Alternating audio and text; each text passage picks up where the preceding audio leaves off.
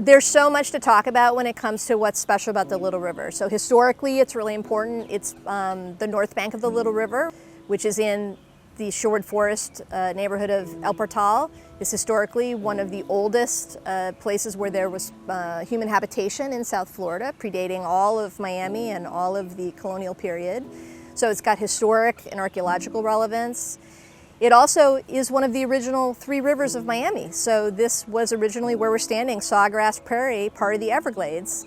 And when you cross North Miami Avenue, it actually became a river. And today's river is exactly the course that the historic river took. So there's a lot of interesting environmental history there.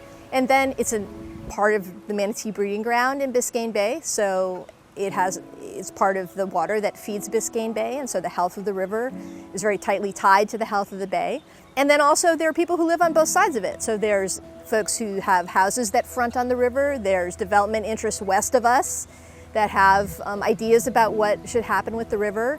And then of course it's a really important flood control for South Florida during hurricanes. So South Florida Water Management uses it as a way of flushing water when we're under threat. So there's just this little river is a microcosm of almost everything we're dealing with in South Florida in terms of environment, development, and history. It's all right here. It's one of Miami's hidden gems, and because there isn't that much opportunity or place to get on the river, very few people who have actually had the opportunity to canoe or kayak on the river. But yeah, it's one of the habitats that still supports the traditional wildlife of Miami. So we see manatee in here breeding every year. We see ibis flying up and down the river every morning and every night. We see fish and turtles in the water all the time. So yeah, it's just a super important environment for preserving Miami's ecosystem.